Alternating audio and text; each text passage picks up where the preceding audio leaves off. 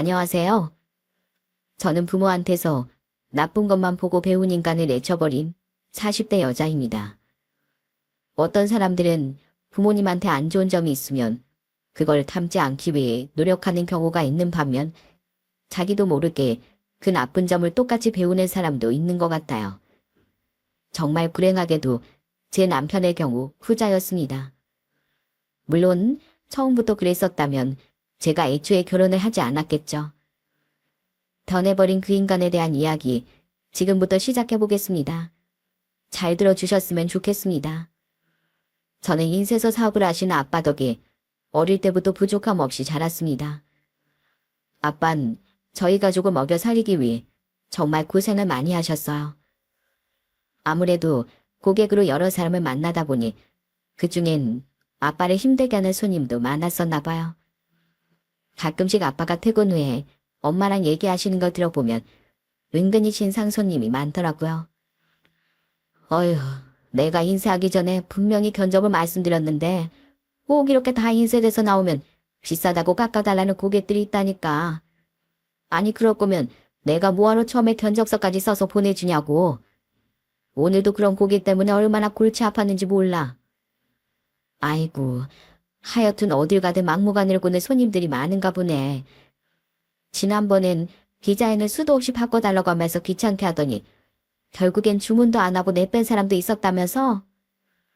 그런 게 뭐 하루 이틀인가? 그나저나 요즘에 좀 무리를 했더니 허리도 많이 아프네. 그래도 우리 가족들을 위해서라면 내가 힘내서 더 열심히 일해야 되는데. 저희 아빤 직원들이 있는데도 직접 다 일을 하시는 성격이었어요. 인쇄소다 보니 종이를 옮겨서 가지런히 쌓아야 될 일도 많았는데 종이 무게가 상당하다 보니까 항상 허리가 아프다고 하시더라고요. 그런데 저희 아빠가 그렇게 고생하시는데도 제 남동생들은 고마움도 모르고 맨날 철없는 행동만 했습니다. 둘 다 하라는 공부는 안 하고 맨날 엄마 아빠한테 이거 해달라 저거 해달라 하더라고요. 한 번은 저희 둘째 남동생이 엄마한테 이러는 거예요. 엄마, 내 친구들은 다 비싼 메이크 운동화 신고 다니는데 나도 똑같은 걸로 하나 사줘요. 나만 비싼 운동화 없으니까 쪽팔린단 말이에요. 뭐? 너 얼마 전에 엄마가 운동화 새로 사줬잖아. 사준 지 얼마 안 됐는데 또 사달라고? 그건 내가 원하는 운동화가 아니란 말이에요. 그러니까 내가 사고 싶은 걸로 사줘요. 네? 벌써 고등학생이나 된 애가 왜 그렇게 철이 없는지 이해가 안 갔어요. 게다가 저희 막내 동생도 문제집을 사야 된다고 뻥을 쳐서 엄마한테 돈을 받아가 놓곤 그걸로 친구들이랑 노는데 써버린 거예요. 그런데 그걸 아빠한테 들키는 바람에 아주 호되게 혼나고 말았습니다. 용석이 너, 그런 거짓말은 도대체 누구한테 배웠어? 감히 문제집 산다고 거짓말해서 엄마한테 돈을 받아가? 너 진짜 아빠한테 해저리가 부러지도록 혼나볼래? 아니, 친구들이랑 놀러 가고 싶은데 용돈이 모자라니까 그렇죠. 그러면 애초부터 용돈을 많이 주던가요. 지금도 충분히 많이 주고 있는데 얼마나 더 달라는 거야? 너 이렇게 돈 펑펑 쓰는 걸 보니까 여태까지 받았던 용돈도 줄여야겠다. 그러니까 앞으로는 반성하고 공부나 열심히 할 생각해. 알았어? 그나마 저희 아빠가 엄격하신 분이라 그 정도로 끝난 거지. 안 그랬으면 아마 제 남동생들이 사고를 엄청 많이 치고 다녔을 겁니다. 저는 남동생들을 보면서 저만큼은 부모님한테 불효를 하지 말아야겠다고 생각했어요. 그래서 착실하게 공부만 열심히 하고 대학을 졸업해선 평범한 직장에 들어가게 되었습니다. 그렇게 직장 생활을 하던 중 30대 초중반에 공무원으로 일하는 남편을 만나게 되었어요. 남편은 되게 검소하고 성실한 사람이라 2년 정도 만나고 결혼을 약속하게 되었습니다. 처음 결혼 허락을 받으러 예비 시댁에 갔는데 얼마나 놀랐는지 모릅니다. 세상에 집이 좁고 허름한 데다가 벽지는 누렇게 떠있고 좁은 집에 살림살이들이 들어차 있어서 앉을 자리도 많지 않더라고요. 게다가 저는 연탄을 떼는 집은 TV에서만 봤지 실제로 보게 될 줄은 몰랐습니다. 그래도 예비 시부모님이 저를 너무 반겨주셔서 기분이 좋더라고요. 아이고, 우리 집이 많이 좁죠? 예전엔 우리도 이 정도까지는 아니었는데, 살다 보니까 우여곡절이 많아서 이렇게 됐어요. 우리 집에 비해 아가씨네 집안은 잘 산다고 들었는데, 우리가 많이 키우는 형편이라 미안해요. 아니에요. 저희 둘이서 가정 꾸려서 열심히 살면 되지. 양가 형편이 뭐가 중요하겠어요. 저는 그런 거 하나도 신경 안 쓰니까 걱정하지 마세요. 다행히 저희 부모님도 남편을 마음에 들어 하셔서 저는 남편과 결혼을 할 수 있게 되었습니다. 남편은 결혼 후에 저희 집에 엄청 잘하더라고요. 특히 남편이 저희 아빠를 되게 존경하는 것 같았어요. 아버님, 저는 사람한테 제일 큰 무기는 성실함이라고 생각합니다. 그런 의미에서 아버님은 제가 제일 존경하는 분이세요. 사업을 이렇게 키우시기까지 힘든 일도 많고 땀도 정말 많이 흘리셨을 거 아니에요. 저도 아버님처럼 꼭 훌륭한 사람이 되고 싶습니다. 아이고, 대한민국 가장들 다 이렇게 사는데 내가 뭐 특별히 훌륭할 게 있나? 그러는 자네도 공무원 생활하면서 성실하게 일하고 있지 않나? 그런데 남편이 그렇게 얘기했던 건 한 이유가 있었어요. 남편이 공무원 생활을 하면서 힘든 일을 많이 겪다 보니 한 자리에서 오래 일하는 사람들을 존경하는 것 같더라고요. 가끔은 퇴근 후에 남편이 저랑 술 한잔하면서 하소연을 할 때도 있었습니다. 아휴, 남들은 공무원이 철밥통이라 좋겠다고 얘기하는데 막상 내가 일해보니까 이것도 절대 쉬운 일은 아니야. 정해진 규정이 다 있는 건데 막무가내로 이거 해달라 저거 해달라 하는 사람들도 많고 높은 사람 불러내라면서 소리 지르는 사람도 얼마나 많은데 게다가 내가 내는 세금으로 월급 받는 주제 이딴 식으로 일하냐는 말은 하루에도 몇 번씩이나 듣는다니까. 아휴, 그래? 역시 무슨 일이든 쉬운 건 하나도 없네. 그나저나 당신은 하고 많은 직업 중에서 왜 하필이면 공무원이 된 거야?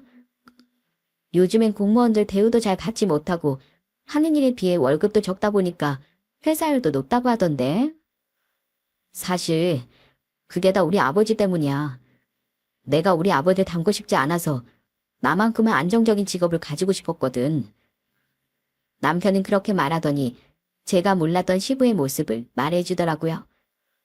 알고 보니까 저희 시댁이 그렇게 형편이 어렵게 된 이유가 다 시부 때문이었대요. 우리 아버지가 나 어렸을 때부터 국내에서 진짜 유명했어. 툭 하면 일 그만두고 맨날 초저녁부터 술 취해서 길바닥에 누워있는 바람에 국내 사람들이 손가락질까지 했었다니까. 게다가 우리 어머니가 힘들게 벌어온 돈 가져다가 맨날 탕진하고 쓸데없는 물건을 왜 그렇게 사오셨는지 몰라. 그게 정말이야? 아버님 그렇게 안 봤는데 되게 의외시네. 난 그런 분인지 몰랐어. 우리 아버지가 겉으로 멀쩡한 척하고 돌아다니시니까 모를 만도 하지. 예전에 우리 할아버지랑 할머니가 아버지한테 논밭도 물려주셨는데 그것도 다 아버지가 팔아먹으셨어. 그러다 보니까 우리 어머니가 혼자 고생을 많이 하시는 바람에 아직까지도 잔병질을 하고 계시잖아. 난 절대로 우리 아버지처럼 되고 싶지 않더라고. 그래서 나만큼은 안정적인 직업을 가지고 성실하게 일하고 싶어서 공무원이 된 거야. 그런데 부모가 그런 식으로 행동하는데 자식이 아예 안 배울 수가 있을까요? 제 남동생들도 사고뭉치였지만 시댁엔 그보다 훨씬 더한 사람이 있었습니다. 그건 바로 저희보다 몇 년 전에 결혼한 시숙이었어요. 시숙은 공부를 잘해서 명문대를 나왔는데 힘든 일을 하기 싫어서 툭하면 직장을 그만둔다고 하더라고요. 한 번은 시댁에 갔는데 시어머니가 시숙한테 잔소리를 하고 계시는 거예요. 너 애미한테 들어보니까 또 직장 그만뒀다며? 너 도대체 이번이 몇 번째야? 이제 결혼까지 했으면 정신 차리고 똑바로 살 생각을 해야지. 아, 진짜 회사가 마음에 안 드는데 그럼 어떡해요? 사람이 업무하다가 실수 좀 할 수 있는 건데 상사란 인간이 날 아주 무지막지하게 갈구잖아요. 원래 회사 생활은 다 그런 거야. 그럼 남의 돈 버는 게 뭐 쉬운 줄 알았어? 어머니가 우리 회사 다녀본 것도 아니면서 뭘 그렇게 말을 쉽게 해요. 그리고 이번에 새로 들어온 직원도 나 볼 때마다 눈빛이 기분 나빴단 말이에요. 내가 그래도 명문대 나와서 능력 있는 사람인데 위아래에서 동시에 그렇게 지분 잡치게 하는데 아이 거길 계속 다녀야 돼요? 시숙은 맨날 회사를 옮겨 다니느라 1년에 돈을 버는 날보다 돈을 안 버는 날이 더 많았어요. 게다가 버는 돈도 별로 없으면서 맨날 시부랑 낚시 가고 술 마시면서 돈을 펑펑 쓰더라고요. 그래서 형님 혼자 직장 다니며 돈을 열심히 벌었는데 형님이 그렇게 고생하는데도 시댁에 오면 그렇게 형님을 부려먹더라고요. 여보, 나 배고프니까 얼른 밥 좀 차려 와. 내가 여기까지 오는데 운전했으면 당신이 밥은 빨리빨리 차려 와야 될 거 아니야. 그리고 나 우리 아버지랑 막걸리도 한잔 할 거니까 나가서 막걸리도 좀 사오고. 알았어? 뭐라고? 당신은 고작 오는 하루 운전하느라 힘들었겠지만 난 평일 내내 혼자 일하느라 더 힘들었어. 그러니까 그렇게 배고프면 당신 손으로 밥 차려 먹어. 으이씨, 이 마누라가 돼서 남편 밥도 못 차려주냐? 잔말 말고 얼른 된장찌개나 구수하게 끓여봐. 내가 여기까지 와서 당신 뒤치다거리 해야 돼? 그렇게 된장찌개가 먹고 싶으면 어머님한테 끓여달라고 하던가. 나 진짜 기분 나빠서 못 있겠으니까 당신 혼자 여기서 실컷 먹고 놀고 하다 와. 알았어?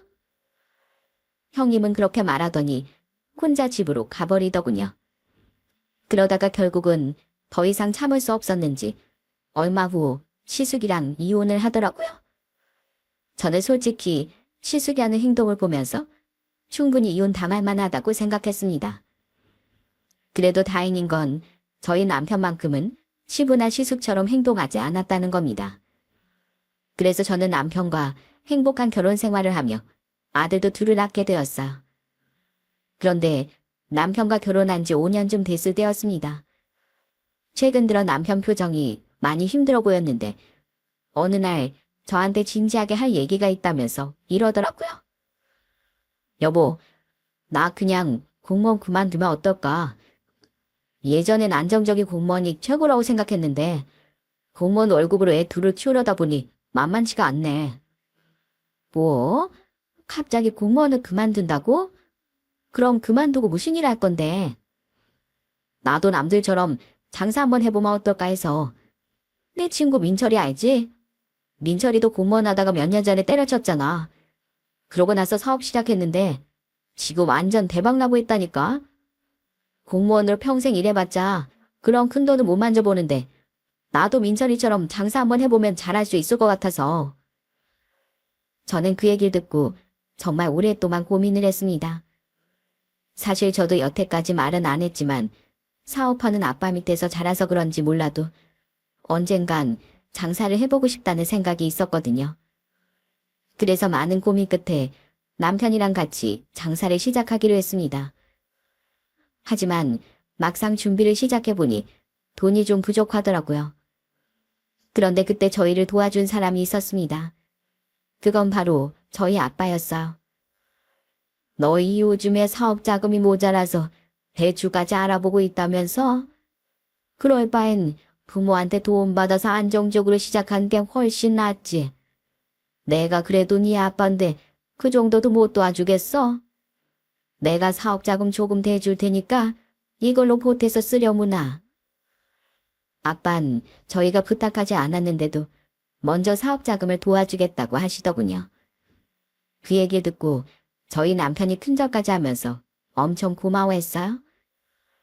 아버님, 정말 감사합니다. 저희 집은 형편이 안 돼서 도와주지도 못하는데 제가 와이프를 잘 만나서 이런 도움까지 받아보네요. 저 꼭 열심히 해서 아버님한테 이자까지 쳐서 갚겠습니다. 그러니까 저희들 끝까지 지켜봐 주세요. 그렇게 저희는 친정 아빠의 도움으로 장사를 시작하게 되었습니다. 솔직히 처음 1년간은 말도 못할 정도로 힘들었어요. 매일 하루에 5시간만 자고 장사에만 매진했습니다. 그런데 그 와중에도 시부는 가끔 저한테 전화해서 이것저것 요구를 하시더라고요. 애미야, 나 옷 좀 사게. 용돈 50만 원만 보내주면 안 되겠니? 아니, 이번에 모임이 있어서 나가야 되는데 옷장에 영 후주근한 옷밖에 없어서 말이야. 아버님, 저도 용돈 보내드리고 싶은데 지금 저희도 형편이 그렇게 좋지 않아서요. 아마 저희 장사하는 거 어느 정도 자리 잡을 때까진 힘들 것 같아요. 시부는 돈을 벌 줄은 모르고 쓸 줄만 아는 사람이었어. 그런데 정말 신기한 건 시부랑 똑 닮은 시숙이 또 다른 여자 만나서 결혼을 했다는 거예요. 새로 들어온 형님은 시댁에 잘 오지 않아 친해질 기회가 별로 없었지만 그래도 이번엔 싸우지 않고 잘 사는 것 같더군요. 시숙이 정신을 차린 건지 아니면 형님이 참을성이 많은 건지 저로선 알 수가 없었어요. 그렇게 남편과 장사 시작한 지 2년쯤 지났을 때부턴 어느 정도 매출이 나오기 시작했습니다. 이때부턴 아빠한테 빌린 돈을 갚을 수 있게 되었어요. 남편은 이제야 사람 구실 하게 되었다면서 저희 아빠한테 엄청 감사해 하더라고요. 아버님, 제가 이렇게 돈을 벌 수 있게 된 건 다 아버님 덕분입니다. 아버님이 아니었으면 저 평생 쥐꼬리만한 월급 받으면서 나라에 봉사만 하고 살았을 거예요. 아니네. 아무리 내가 처음에 도와줬어도 자네랑 우리 딸이 열심히 하지 않았으면 이렇게 잘 되지 않았을 거야. 그러니까 앞으로도 지금처럼 계속 열심히 해보게. 그런데 저희한테 여유가 좀 생긴 걸 알았는지 하루는 시숙이 저희 집에 찾아와서는 저랑 남편한테 이러는 거예요. 재수씨, 요즘에 가게 매출이 잘 나온다면서요? 저 요즘에 생활고 때문에 힘들어 죽겠는데 좀 도와주면 안 돼요? 저 이러다가 두 번째 와이프한테도 이혼당하게 생겼단 말이에요. 네?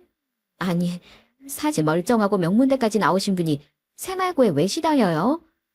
아주버님 설마 또 그 회사 그만두셨어요? 아니, 지난번에 너무 스트레스 받아서 그만두긴 했는데 이젠 회사를 하도 옮겨 다녀서 그런지 취직이 영 잘 안 되더라고요.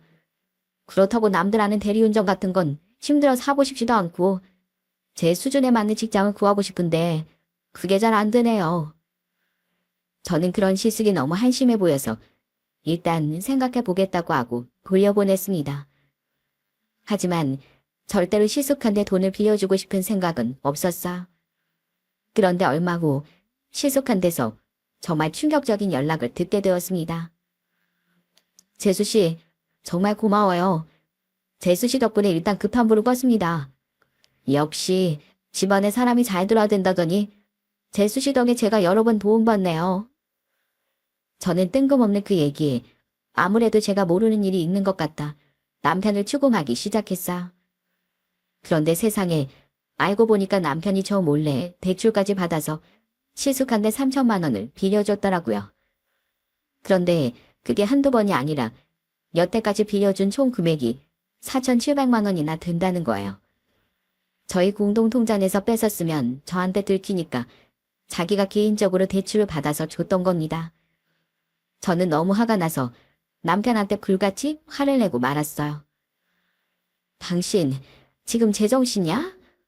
아니, 아주버님 일도 제대로 안 하고 맨날 돈만 펑펑 쓰는 거 다 알면서 대출까지 받아서 돈을 빌려주면 어떡해? 그 돈 갚으려면 어쨌든 우리들이 같이 버는 돈에서 나갈 텐데 결과적으론 우리 공동재산으로 원금의 이자까지 나가는 거나 마찬가지잖아. 당신 진짜 이럴 거야? 아휴, 그럼 형이 힘들다는데 어떡해.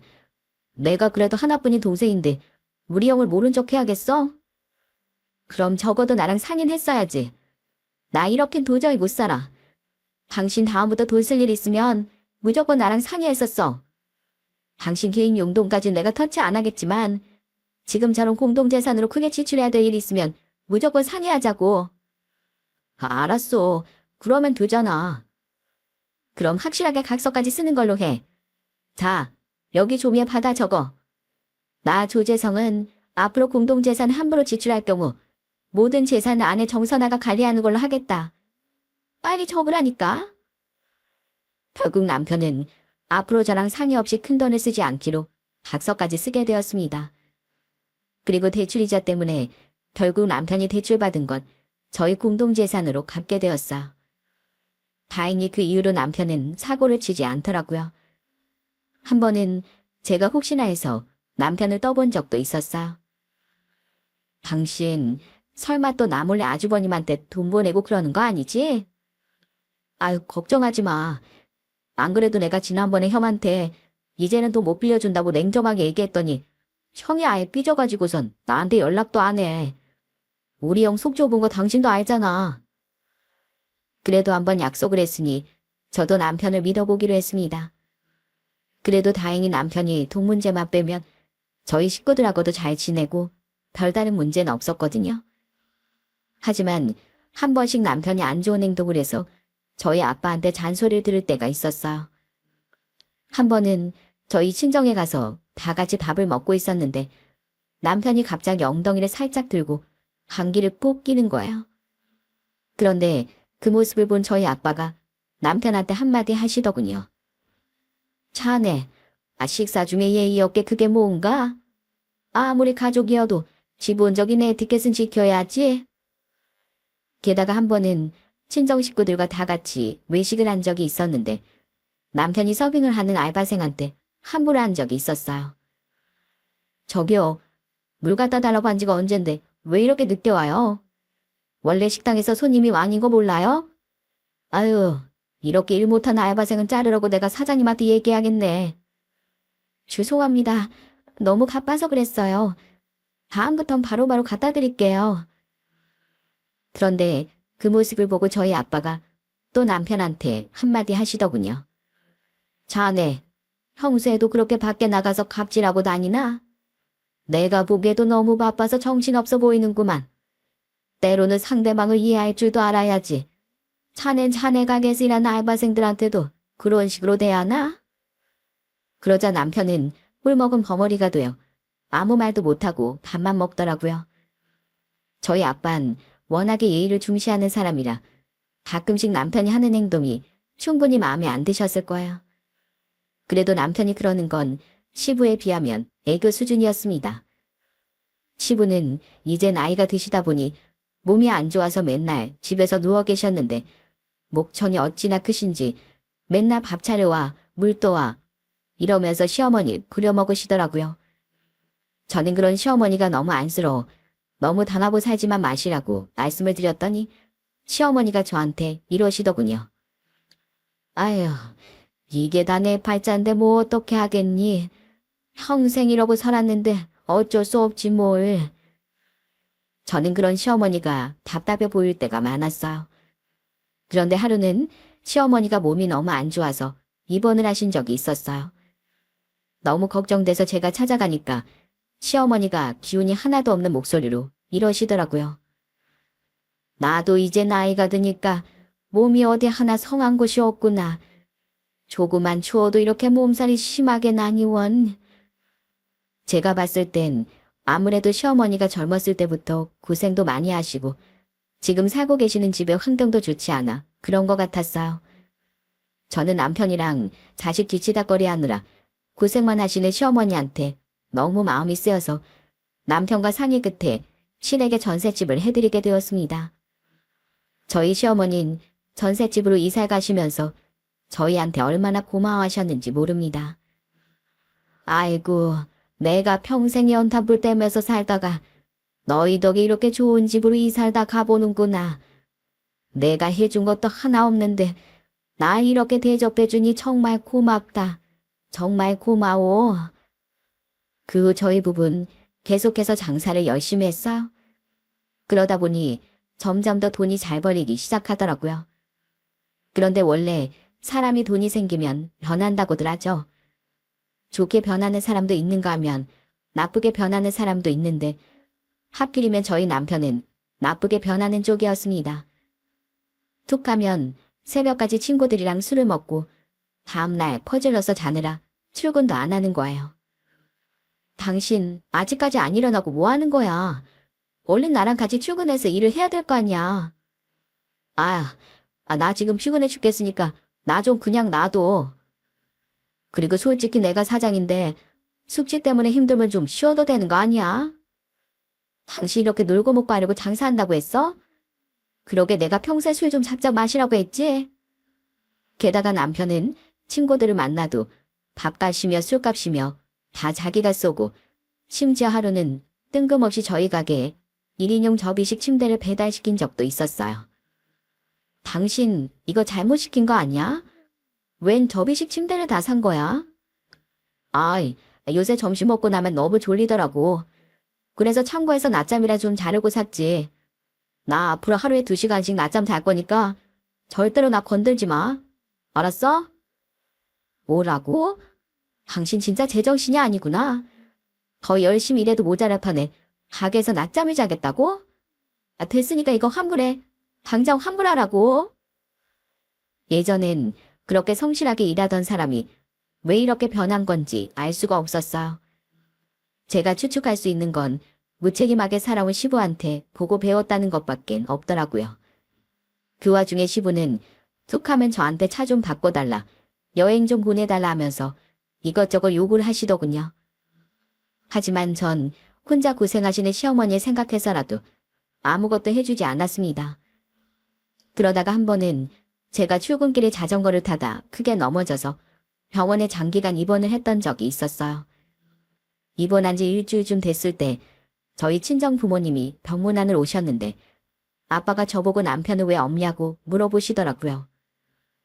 글쎄요, 저 입원한 첫날만 오고 안 오네요. 마누라가 아파도 별로 궁금하지도 않은가 봐요. 그러자 아빠는 화난 얼굴로 저희 남편한테 전화를 하더군요. 그런데 아빠가 3번이나 전화를 했는데도 전화를 안 받는 거예요. 결국에 아빠가 제 휴대폰으로 전화를 걸자 그제서야 전화를 받더라고요. 자네, 지금 뭐 하는 건가? 내가 3번이나 전화했는데 왜 내 전화를 안 받아? 전에 평소에도 내가 전화하면 잘 안 받더니 지금 보니까 일부러 안 받는 거였구만. 네? 아니 그게 아니라 제가 어제 술을 좀 많이 마셨더니 잠에 취해가지고 전화 오는지 몰랐어요. 아유, 저도 나이 먹으니까 숙취가 너무 심하네요. 뭐라고? 숙취?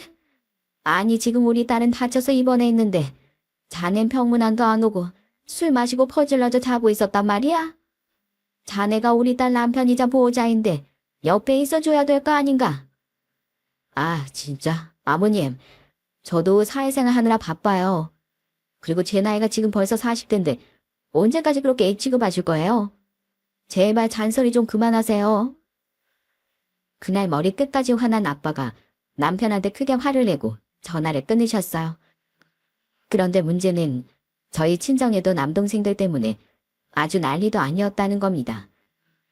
몇 년 전에 결혼한 제 막내 동생은 이혼한다 어쩐다 하고 둘째 동생도 사업한다고 돈 달라면서 난리를 쳤나 봐요. 아빠는 끝까지 안 준다고 했는데 마음 약한 저희 엄마가 손대지 말아야 될 돈까지 손대면서 동생들한테 돈을 줬나 봅니다. 그 일 때문에 엄마 아빠가 이혼한다고 난리가 났던 적도 있었어요. 아주 양가에서 문제 일으키는 사람이 많다 보니 저까지 너무 속상하더라고요. 그런데 엎친 데 덮친 격으로 30년 넘게 운영했던 저희 친정아빠의 사업이 힘들어지고 말았어요.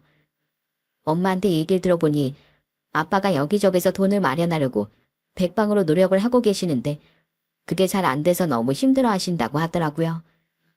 저는 아무래도 안 되겠다 싶어서 남편한테 얘기를 했습니다. 여보, 우리 아빠 지금 엄청 많이 힘드신가 봐. 요즘에 맨날 한숨만 푹푹 쉬고 우울해서 말씀도 잘 안 하신대. 그래서 말인데 우리가 아빠한테 돈 좀 빌려드리면 안 될까? 우리도 처음 사업할 때 아빠가 사업자금 도와주셨잖아. 뭐? 아니 갑자기 그 얘기를 왜 해? 원래 부모는 자식이 힘들 때 도와주는 게 당연한 거야. 그런데 자식은 부모를 꼭 도와줘야 될 의무는 없는 거잖아. 그리고 솔직히 말해서 아버님이 나 싫어하시는데 내가 왜 아버님한테 돈을 빌려드려야 돼? 맨날 나만 보면 잔소리만 하시고 못 잡아먹어서 안달이시잖아. 아니 그건 당신이 그럴 만한 행동을 했으니까 그런 거지. 당신이 우리 아빠 전화도 잘 안 받고 명절 때도 바쁘다고 안 찾아가고 평소에도 자꾸 예의 없는 행동을 하니까 그러시는 거 아니야. 아이 몰라. 아무튼 됐고 난 절대 아버님한테 돈 못 빌려드려. 그리고 당신 예전에 있었던 일 잊었어? 우리 돈은 공동재산이니까 함부로 주면 안 된다며. 그래서 난 우리 형한테 돈 빌려줄 때 각서까지 썼잖아.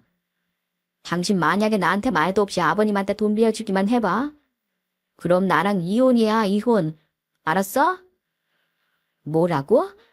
당신 지금 장난해? 우리가 지금 이렇게 먹고 살 수 있는 게 다 누구 덕분인데. 우리 아빠가 사업 자금 안 도와주셨으면 장사 시작하지도 못했을걸? 아유, 진짜 딱 한 번 도와준 거 가지고 지긋지긋하게 얘기하네. 그래, 그럼 이렇게 아버님한테 돈 빌려드린 대신에 이자 50% 받는 걸로 하자고. 요즘에 사채 쓰면 이자가 몇백 프로야. 심한 데는 1000%까지 나오는 데도 있어. 그리고 우리나라 법정 이자가 20%라고 하는데 추가로 30%는 위험금리라고 생각해. 솔직히 아버님 사업이 망해가고 있는데 빌려줬다가 못 받을 수도 있는 거잖아. 그러니까 그 정도는 더 받아야 되는 거 아니겠어? 저는 그 얘기를 듣고 아주 속이 뒤집어지더군요. 세상에 저희 아빠한테 도움받을 땐 그렇게 감사하다고 하던 사람이 이제 와서 저희 아빠가 사업이 어려워지니까 이자를 50%나 받겠다는 말도 안 되는 소리를 하고 있는 거예요. 저는 곰곰이 생각해 보다가 좋은 생각이 떠올라 남편한테 이렇게 얘기했습니다. 아, 그래? 가족끼리 이자율 50%? 그래, 그거 참 좋은 생각이네. 이거 당신 입으로 말한 거니까 절대로 말 바꾸지 마. 알았어? 아이, 당연하지. 그래도 50%면 많이 봐준 거야. 그나저나 지금 화낼 사람은 안 돼. 왜 당신이 나한테 소리를 지르고 난리야? 내가 소리를 지르든 말든 그건 내 마음이지. 아무튼 당신이 먼저 시작한 거니까 나도 그렇게 알고 있는다. 나중에 후회하지 마. 저는 이렇게까지 변해버린 남편을 보고 확실하게 따질 건 따져야겠다고 생각했습니다. 솔직히 최근 들어 의심스러운 게 몇 가지 있었거든요. 돈 한 푼 안 벌고 집에서 쉬기만 하는 시부가 차도 새로 바꾸고 얼마 전엔 비싼 양복까지 사셨더라고요. 그때는 설마 했는데 남편이 적반하장으로 나오는 걸 보니 더 의심이 가기 시작했습니다. 그래서 저는 일주일 동안 저희 부부의 재산과 남편에 대해 조사를 하기 시작했어요. 다행히 남편이 저희 공동재산을 건드리진 않은 것 같았지만 남편 휴대폰에서 충격적인 문자를 보게 되었습니다. 그건 바로 대출 상환 문자였어요. 알고 보니 남편이 또 저 몰래 대출을 받아서 시부나 시숙한테 퍼준 것 같더라고요. 저는 남편과 단판을 지어야겠다는 생각에 시댁에 찾아가기 전 시어머니한테 먼저 전화를 드렸습니다. 어머님, 저요. 그 일 때문에 진짜 못 살겠어요. 요즘 돈이 좀 벌리기 시작하니까 일은 하지도 않고 맨날 놀 생각만 하더라고요. 게다가 저 몰래 대출까지 받고 저희 아빠 사업이 어려워서 도와드리자니까 이자를 글쎄 50%나 받자는 거예요. 심지어 요샌 저희 애들한테 신경도 안 쓰고 맨날 짜증만 내는 거 있죠? 아이고, 정말 그런 일이 있었어? 미안하다, 미안해.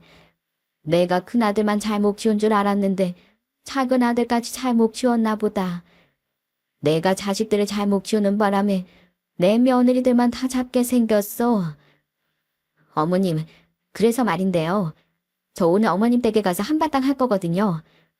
그러니까 제가 좀 심하게 얘기하더라도 어머님이 좀 양해해 주세요. 말로만 그러는 거지 실제로 그럴 건 아니니까 그냥 모르는 척 해주셨으면 좋겠어요. 제가 이렇게까지 하지 않으면 저희 집안 풍비박산 날 것 같단 말이에요.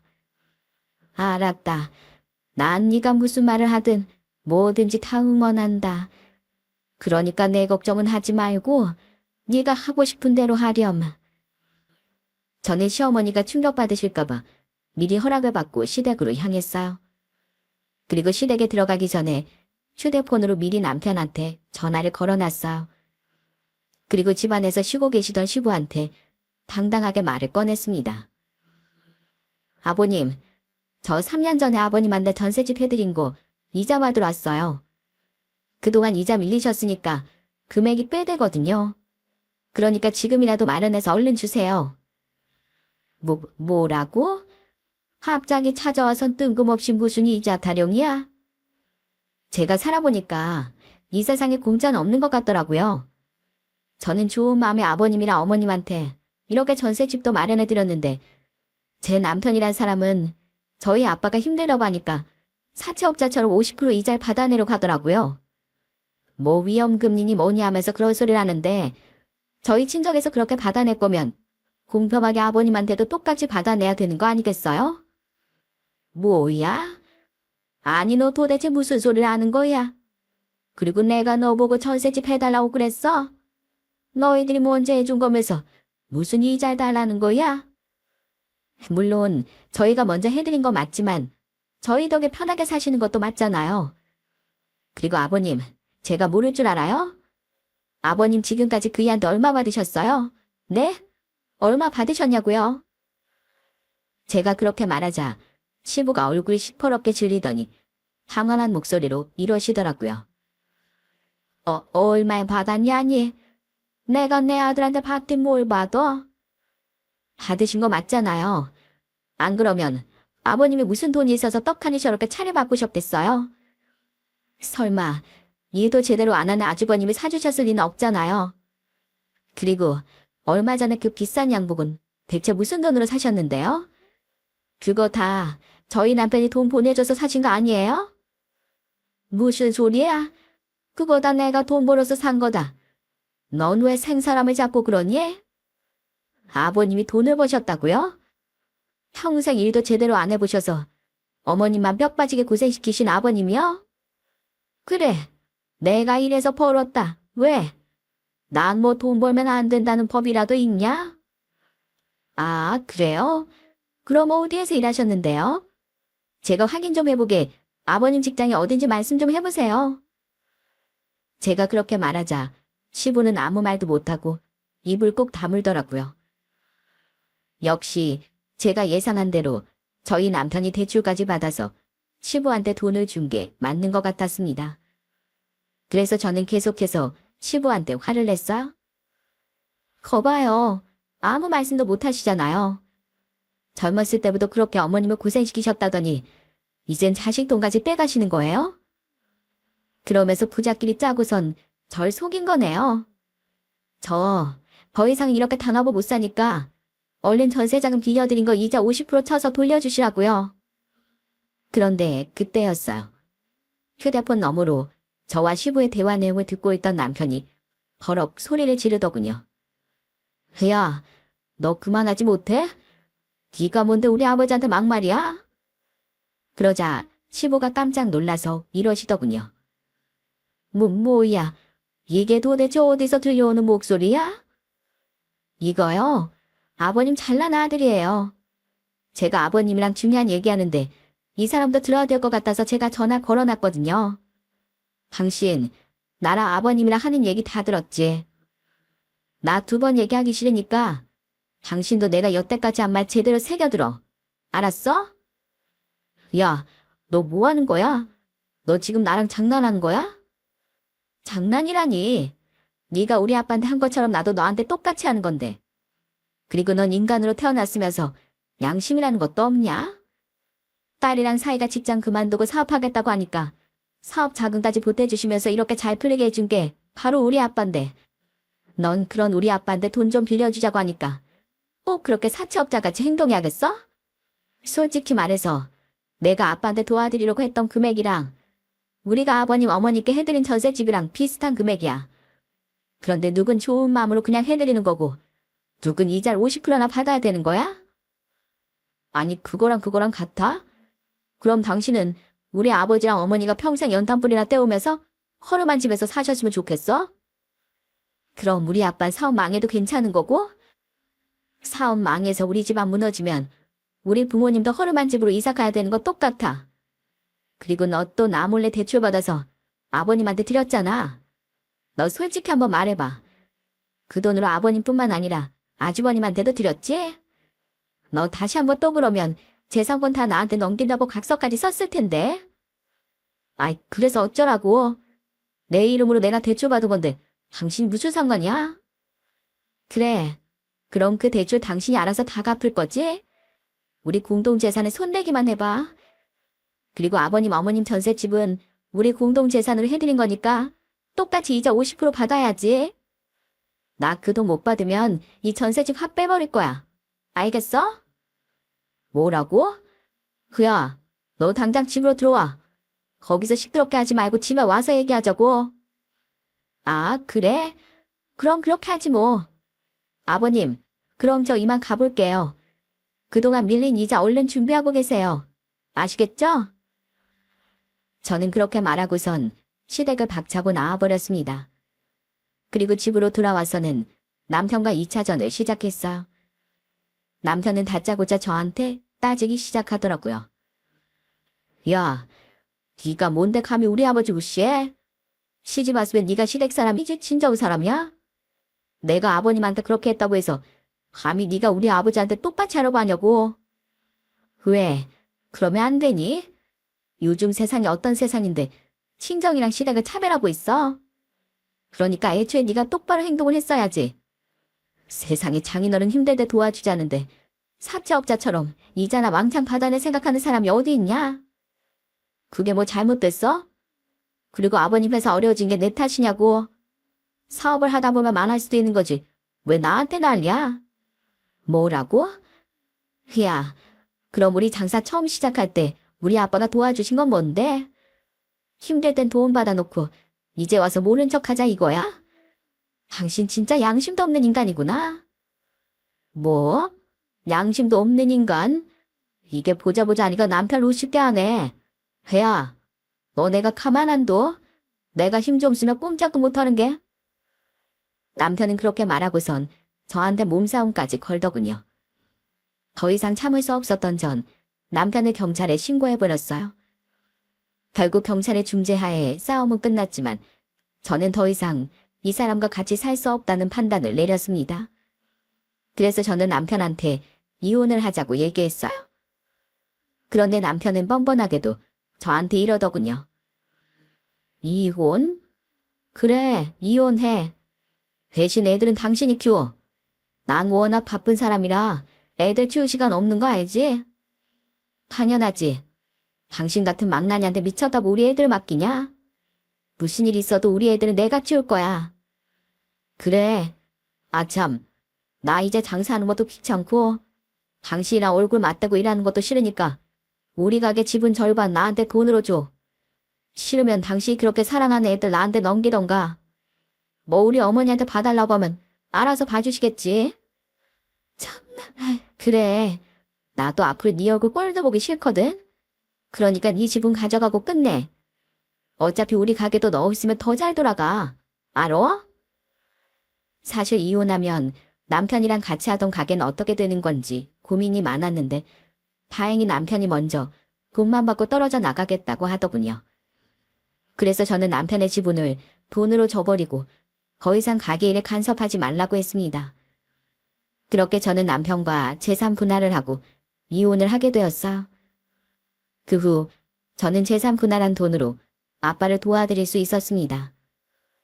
그리고 그때부턴 전 남편 없이 저 혼자 열심히 장사를 시작했어요.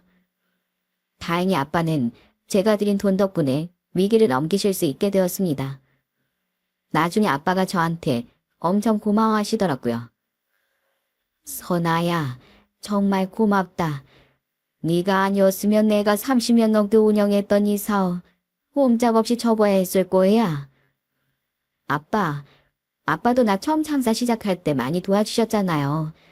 그래서 내가 지금 이렇게 어엿한 사장님이 되어서 돈도 잘 벌고 있는데 당연히 아빠가 어려울 때도 제가 도와드려야 되는 거 아니겠어요? 그래, 고맙다. 그리고 이혼하고 나서도 기죽지 않고 이렇게 씩씩하게 살아주는 것도 너무 고마워. 역시 나한테 선한 너밖에 없다. 그렇게 전 남편과 이혼 후 저희 애들은 친정 엄마가 맡아서 돌봐주시고 저는 열심히 장사를 하고 있답니다. 역시나 전 남편이 없으니까 더 장사가 잘 되더라고요. 가게에서 낮잠 잘 생각이나 하는 사람이었으니 오죽 했겠습니까? 그런데 웃긴 건 전 남편이 저랑 이혼한 지 1년밖에 안 됐는데 다른 여자랑 재혼을 했다는 거예요. 전 남편이나 전 시숙이나 솔직히 외모가 잘난 편이라 별 볼 일 없는 사람인데도 여자들이 잘 들러붙더라고요. 그런데 전 남편은 저희 애들이 볼 수도 있는데도 떡하니 SNS에 재혼한 여자와 해외여행을 다니는 다정한 사진을 많이 올려놨더군요. 정말 꼴값도 그런 꼴값이 없었어요. 저는 저희 애들 때문에 전 시어머니하고만 가끔씩 연락을 하고 지내는데 얼마 전엔 전 시어머니가 저한테 신세 한탄을 하시더군요. 아휴, 내가 도대체 전생에 무슨 죄를 지었길래 이런 팔자를 타고났는지. 남편부터 해서 아들 두 놈까지 아주 골치 아파 죽겠다. 내가 도대체 언제까지 이렇게 살아야 하니? 어머님, 또 왜 그러세요? 또 무슨 일 터졌어요? 아니, 우리 둘째 놈이 재혼한 지 얼마 안 돼서 또 이혼을 하고 너랑 재산 분할한 걸로 사업한다고 까불다가 다 말아먹었지 뭐니. 그러게 힘들게 공부해서 공무원이 됐으면 공무원 생활이나 열심히 할 것이지. 왜 욕심부려서 이 지경을 만드냐 말이야. 게다가 장인어른한테 장삼 이전까지 도움받았으면 더 열심히 일했어야지. 왜 자기 인생을 자기가 말아먹느냐고. 아휴, 그러게요. 저야 이혼해서 남남됐으니 그만이지만 어머님은 자식이니까 버리지도 못하고 더 골치 아프시겠어요. 그러게 말이다. 집안에 있는 남자 셋이 다 그러고 사니까 요즘엔 그냥 다 버리고 나 혼자 살고 싶더라. 아휴, 내가 오죽했으면 너한테 전화해서 이런 신세 한탄이나 하겠니? 그래도 네가 성격이 좋아서 내 얘기까지 다 들어주고 정말 고맙다. 어머님, 제가 결혼 생활하면서 그래도 어머님하고는 잘 지냈잖아요. 어머님이 얼마나 고생하셨는지 아는데 제가 이 정도 얘기도 못 들어드리겠어요? 아참, 가족들 때문에 스트레스 많이 받으셨을 텐데 제가 용돈 조금 보내드릴 테니까 맛있는 거라도 사드세요. 아버님한테 절대 들키지 마시고 꼭 어머님 혼자 쓰셔야 돼요. 아시겠죠? 아이고, 고맙다, 고마워. 어째 자식들보다 네가 더 날 위해주는구나. 저는 전 시어머니가 너무 안쓰러워서 가끔씩 용돈을 보내드린답니다. 사실 저희 애들이 전 시어머니를 너무 좋아해서 그런 것도 있어요. 가끔씩 애들이 할머니가 보고 싶다고 해서 전 시어머니랑 같이 만날 때가 있었는데 그때마다 저희 애들이 너무 잘 따르더라고요. 할아버진 싫은데 할머니는 너무 좋다고 말하는 거 보니 애들도 좋은 사람과 나쁜 사람은 구별할 줄 아나 봐요. 그렇게 제가 이혼한 지도 어느덧 3년이 지났습니다. 전 남편은 아직도 쪽박 신세를 못 벗어나고 있다고 하는데 저는 반대로 장사가 예전보다 더 잘 되고 있어요. 저희 아빠도 위기를 벗어나 다시 예전의 매출을 어느 정도 되찾으셨고요. 저희 엄마도 앞으로는 절대로 사고 뭉친 저희 남동생들을 도와주지 않겠다고 약속하셨답니다. 저한테 남은 한 가지 소원이 있다면 제 남동생들이 지금이라도 정신을 차리는 거예요. 그렇게만 된다면 저희 가족 모두 걱정 없이 더 행복하게 살 수 있을 것 같거든요. 여러분, 저도 유튜브 사연을 많이 보지만 결혼해서 친정과 시댁을 차별하는 경우가 많은 것 같더라고요. 저 역시도 그런 일을 겪어보니 이렇게 뻔뻔한 사람도 있구나 하는 걸 알려드리고 싶어서 사연을 쓰게 되었습니다. 여러분들께서도 주변에 이런 파렴치한 사람들과 관계는 잘 끊어내시길 바라고 좋은 사람들과 행복한 시간